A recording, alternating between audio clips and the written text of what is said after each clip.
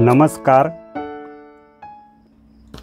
आपल्या देशामध्ये 1 जुलै 2017 पासून GST कायदा अंमलात आला, आपल्या सर्वांना माहिती आहे। या अगोदर आपण आपल्या देशामध्ये सेंट्रल एक्साइज, सेवा कर, व्हॅट, सेंट्रल सेल्स टॅक्स हे कायदे अंमलात होते, हे पण आपल्या सर्वांना माहिती आहे। ते सर्व रद्द झाले आहे। त्यामधून GST हा कायदा अंमलात आलेला आहे। यामध्ये central goods and service tax, त्याच पद्धतीने राज्याचा गुड्स अँड सर्व्हिस टॅक्स आणि आंतरराष्ट्रीय पुरवठ्याच्या बाबतीत म्हणजे IGST कायदा, म्हणजे CGST, AGST आणि IGST 2017 मध्ये हा कायदा आलेला आहे। याच्या मागचा आपल्या देशाचा उद्देश एक देश एक कर आणि एक बाजारपेठ हा त्याच्या मागचा मुख्य उद्देश आहे। सर्व देशामध्ये समतोल अर्थव्यवस्था तयार होण्याकरिता, व्यवसायामध्ये वाढ होण्याकरिता, खर्चामध्ये कपात, किमतीत घट, प्रत्यक्ष उत्पन्नामध्ये वाढ असे अनेक फायदे या प्रणालीमुळे आपल्या देशाला होणार आहे, हे पण आपल्याला माहिती आहे। त्यामध्ये मद्य आणि पेट्रोलियम वस्तू ज्या आहेत त्यांचा समावेश या GST मध्ये केला गेला नाही। बाकी सर्व गोष्टींचा समावेश यामध्ये आहे। यामध्ये कायद्याच्या संदर्भात बनवण्यात आलेल्या गोष्टी म्हणजे आपल्याला माहिती असेल की या कायद्याची रचना पूर्वीचे सेंट्रल एक्साइज आणि सेवा कर इत्यादी कायद्यांच्या संदर्भात बनवण्यात आली आहे, हे आपल्याला माहिती आहे। पण अनेक तरतुदी ज्या नवीन आहेत ना, ज्यामध्ये व्यावहारिक अडचणी सोडवण्यासाठी त्यामध्ये अनेक बदल केले गेले। त्यातील सर्व माहिती, आत्तापर्यंत झालेले बदल हे सर्व व्यापारी वर्ग जे आहेत जे कोणी कर सल्लागार यांना समजावण्यासाठी कलमांमधील स्पष्टीकरण करताना गॅझेटमधील अवघड शब्द न वापरता सोप्या भाषेमध्ये मी तुम्हाला हे सर्व सांगण्याचा प्रयत्न करणार आहे। यामध्ये महत्त्वाची गोष्ट म्हणजे जर आपल्याला GST नंबर घ्यायचा असेल तर त्यामध्ये आपल्याला पूर्वी 20 लाखापर्यंत आपली उलाढाल जी होती त्याने तो नंबर व्यापाऱ्याने घेणं अनिवार्य होतं।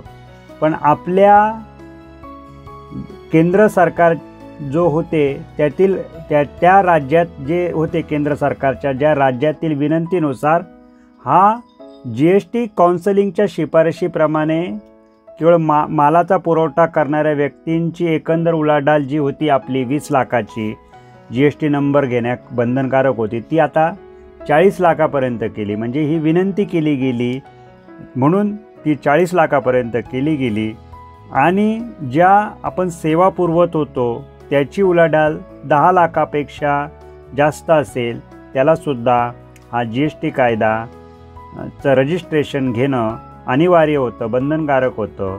त्याचीसुद्धा वाढ ही 10 लाखावरनं ही 20 लाखापर्यंत केली गेली। यामध्ये राज्याच्या विनंतीप्रमाणे आणि GST काउन्सिलिंगच्या शिफारशीनुसार सरकारने ही वाढ केली।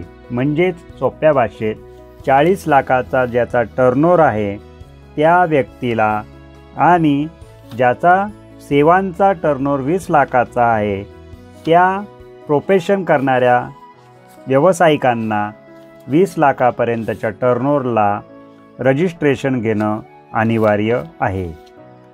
त्यानंतर यामध्ये ज्या दिवशी आपण रजिस्ट्रेशन नोंदणी घेतो त्या अगोदर जर आपण आपलं रजिस्ट्रेशन ज्या दिवशी आपलं घेणं अनिवार्य होतं त्यानंतर जर रजिस्ट्रेशन घेतलं तर ज्या दिवशी आपण आपला टर्नओव्हरचं लिमिट हे 20 लाख व्यावसायिकाचं आणि बिझनेसचं म्हणजे धंद्याचं 40 लाखाच्यावर गेलेलं आहे त्या दिवसापासूनचं सर्व व्यवहार आपल्याला GST मध्ये रिटर्न फाईल करताना दाखवणं आवश्यक असतं। म्हणजेच 40 लाखाचा टर्नओव्हर होऊन गेलेला आहे तरीसुद्धा मी रजिस्ट्रेशन उशिरा घेतलं तर ज्या दिवशी माझं 40 लाखापेक्षा जास्त टर्नओव्हरचं झाला आहे त्या दिवसापासून सर्व व्यवहार मला GST रिटर्नमध्ये दाखवणं आवश्यक असतं. अशा पद्धतीने यामध्ये जर एकूण उलाढाल विचार केली तर एकूण उलाढाल म्हणजे जो आपण करपात्र व्यक्ती जी असते ती स्वतः किंवा तिच्या मालकाच्या वतीने केलेले सर्व पुरवठा म्हणजे विक्री ही बिझनेसची म्हणजे धंद्याची 40 लाखापेक्षा जास्त आणि व्यवसाय म्हणजे प्रोफेशन जो आहे त्याची सेवा जी दिली जाते तिची जी उलाढाल 20 लाखापेक्षा जास्त असेल तर ती रजिस्ट्रेशनला बंधनकारक आहे. यामध्ये जॉब वर्कर जे असतात ज्यांना मालक जी वस्तू म्हणजे सेवा देतो त्या बदल्यात ती जी सेवा देतो ती सुद्धा GSTमध्ये जी मोबदला देतो त्याची सर्व मालाची किंमत ही GST रजिस्ट्रेशनमध्ये धरली जाते. ती जॉब वर्करच्या उलाढालीमध्ये समाविष्ट केली जात नाही. ती जो मालकाला आपण प्रिन्सिपॉल म्हणतो आहे का नाही, प्रिन्सिपॉल म्हणजेच मालक. तर अशा पद्धतीने कलम 143 मध्ये संदर्भ असलेल्या प्रिन्सिपॉल मालकने केलेला पुरवठा समजण्यात येईल हे पण इथे सांगितलं आहे. यामध्ये जे विशेष दर्जा असलेले राज्य आहे त्यांचा वेगळा विचार केला जातो GSTमध्ये. त्यामध्ये जम्मू आणि काश्मीर राज्य सोडून अरुणाचल प्रदेश, आसाम, हिमाचल प्रदेश, मेघालय, सिक्कीम व उत्तराखंड ही राज्ये सोडून बाकीचे सर्व राज्यांमध्ये 40 लाखाचा टर्नओव्हर आणि 20 लाखाची सेवा म्हणजे धंद्याच्या 40 लाखाची उलाढाल आणि व्यवसायाच्या 20 लाखाची सेवाची उलाढाल झालेल्यांना GST नंबर रजिस्ट्रेशन घेणं अनिवार्य आहे. त्याच पद्धतीने नोंदणी पात्र नसलेले व्यक्ती याचा कलम आहे 23 आणि नोंदणी पात्र असलेल्या व्यक्तींचा कलम आहे 22. तर आता नोंदणी पात्र नसलेल्या व्यक्ती कोण आहेत हे आपण समजून घेतलं पाहिजे. का ज्या मालाची विक्री केली जाते तो जर माल करमुक्त असेल तर अशा सेवा किंवा पुरवठा केलेल्या व्यक्तींना रजिस्ट्रेशन घेणं अनिवार्य नाही. त्याच पद्धतीने शेतामधील उत्पन्नाच्या प्रमाणात शेतमालाचा पुरवठा करणारे शेतकऱ्यांना सुद्धा आपल्याला रजिस्ट्रेशन घेणं नाही आहे हे सांगता आलं पाहिजे. यामध्ये शेतकरी म्हणजे अशी व्यक्ती जी हिंदू अविभक्त कुटुंब जी जमीन कसण्यास उपक्रम हाती घेते त्यामध्ये ती स्वतः श्रम करत असेल किंवा कुटुंबातील लोकांचे श्रम त्यांच्याकडनं करून घेत असेल शेतामध्ये किंवा मजुरांना काही रोख पैसे देऊन वस्तूचा मोबदला देऊन किंवा स्वतः देखरेखीखाली त्यांच्या किंवा कुटुंबातील अन्य व्यक्तींच्या देखरेखीखाली मजूर लावून शेती करत असतील ते सर्व हे शेतकरीचं उत्पन्न पकडलं जातं. त्यांना GST रजिस्ट्रेशन घेणं अनिवार्य नाही. यामध्ये अजून भरपूर काही गोष्टी आपल्याला सांगता येऊ शकतात पण आज आपण त्या काही सांगणार नाही कारण त्याने आपण GST रजिस्ट्रेशनच्या नोटिफिकेशन्स आहेत त्या पण आज काही सांगितल्या जाणार नाही कारण त्याच्याने आपला GST रजिस्ट्रेशन घेणं थोडंसं विषय गोंधळाचा होऊ शकतो. ते सोप्या भाषेत मी सांगण्याचा तुम्हाला प्रयत्न करणार आहे.